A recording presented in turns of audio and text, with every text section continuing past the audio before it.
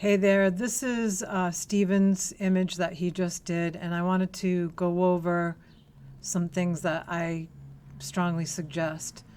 So, first of all, one of the things that I noticed after the fact is that this image is much thinner and longer than this canvas. And most of you are working on this particular format, whether it's bigger or smaller. It's got this basic, I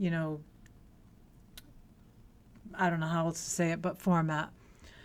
So what really needed to happen here is this image needed to be cropped, or this canvas needed to be longer and thinner.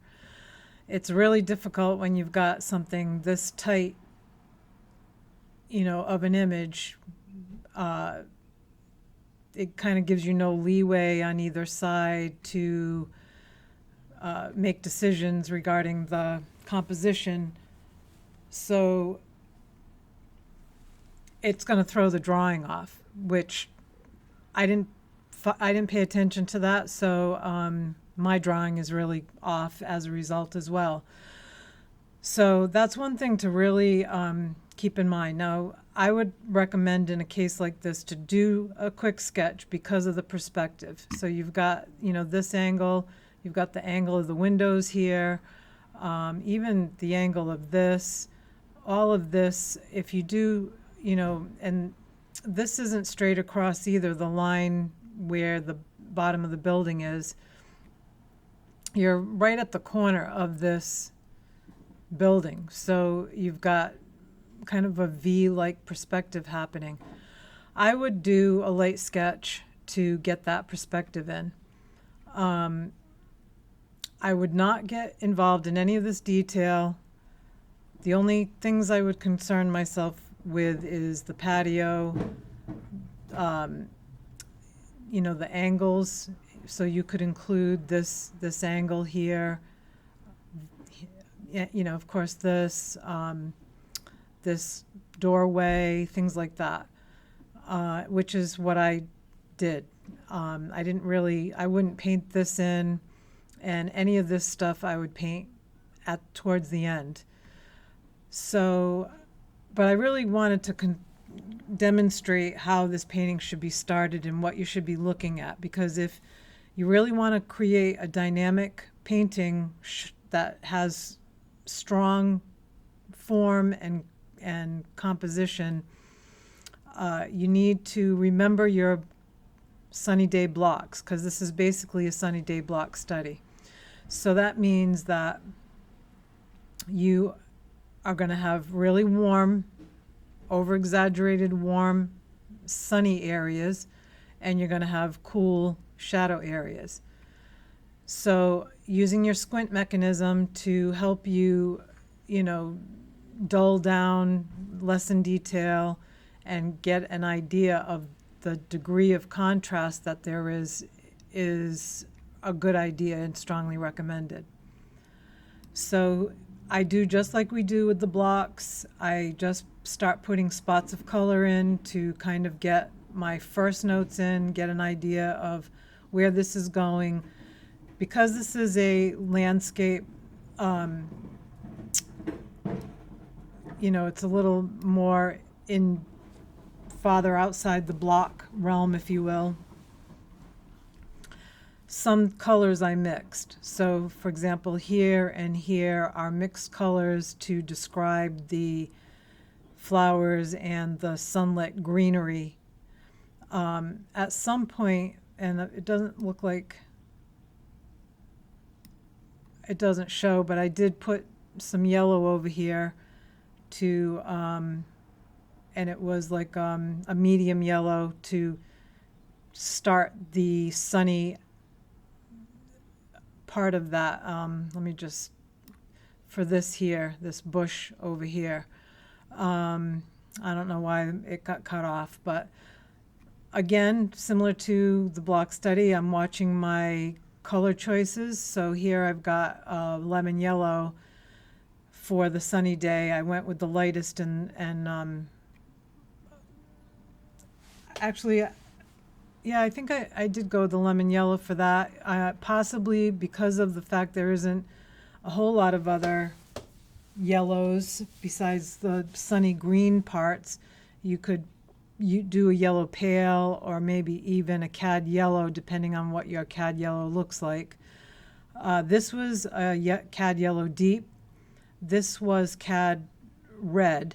So it wasn't cad red deep, it was cad red, because cad red and the red deep that I have are very similar.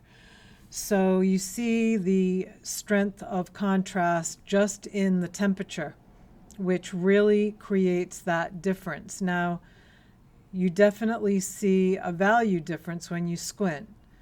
And that is something that you really want, that strong contrast before you move on to doing anything else. Similar to the white block, I went in with the manganese and I adjusted the temperature. Now this image isn't showing. I went in even darker over here.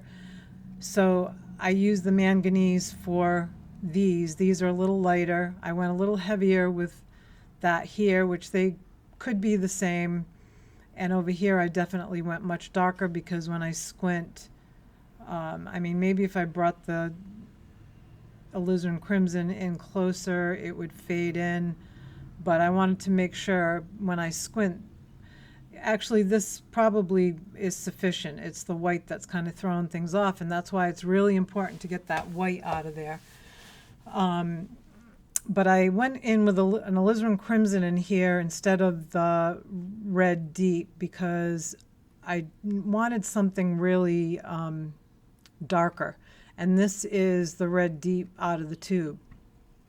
The alizarin crimson comes out darker, but it's still got a warm tendency. Now, I say warm tendency, it's a cool warm. So we still want these shadow areas to be cool, but I could have used red deep in both of these and it probably could have worked, but red deep tends to have a cooler quality, and because this building is that terracotta, we still want to have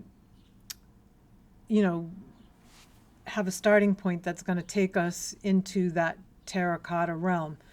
So this was the red deep was the cad red is what I chose for this because it had a little warmer feel. And then the alizarin crimson, I probably could have used it here as well. The alizarin crimson just shows up darker with that warm feel, but still cool. I have to, I got to make sure that you're clear on that this is cool versus this. Then I went in here and clearly my video got cut off. I had put a combination of magenta, dioxide or dioxazine purple for this deep edge of the roof. So I indicated that dark. I'll include a photo of what I did finally, so you have that. And that's as much as I did, but it gives you an idea of where to start. Now, the blue block, it's in the sky, it's just naturally light. I felt the need to start with that permanent rose, underpainting, and it would go right into the blue from there over that. But getting that strong contrast is key before you even think about doing any of these details. So, unfortunately, if you rush into the detail part of it and your painting doesn't have that real strong indication of the light that's happening as it is in this photo, to have to go back or to do it over, could be daunting, tiring, frustrating, So that's why staying in this simple place is hugely, hugely important in order to get those things right And once you have that right, then you move into doing all the little detail parts of it, because you've got that part set. And as long as you keep your values intact, so like even with these flowers over here, they may be a tad lighter than the building, but they kind of blend in somewhat value-wise. So there's going to be some lighter parts to these flowers, but overall, the green and the rest of it just pretty much is going to be value-wise intact with the whole value scheme of the side of this building. Same thing happens here. You see how the railing and the flowers get lit up even more on the sunny part. So as long as you keep your values of your details in line with the values of your masses, you're good, and everything is going to work out to that dynamic form that you're looking to do. This is as far as I got with this, and you see some of the other things I focused on, getting more of my darks, punching up the darkness of the manganese in here. I have a combination of magenta with purple dioxide or dioxazine in the windows. Over here was supposed to be just the cad yellow, but a little red got into it, so it looks like the orange. That wasn't supposed to be quite like that.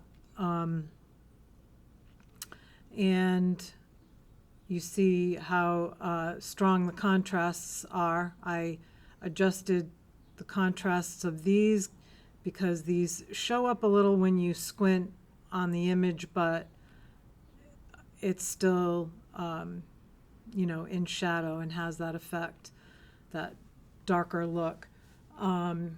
So the next step, as I may have already mentioned, is to get into the next layers with the blues in here, and I'm going to modify these as I go, but I'm going to keep it in this simple state. I'm not going to get into any kind of detail until the very end. And then once I do get into the detail, I'm going to be careful that that detail value-wise is within the value of what I've established in these light and dark areas.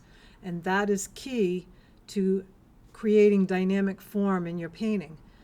You really have to show the contrast, and the contrast is coming here between the warm and the cool factor and the light and the dark factor. And any details that you add in here has to stay within that zone. So you have to get these accurate first before you move on. Something that I can't emphasize enough.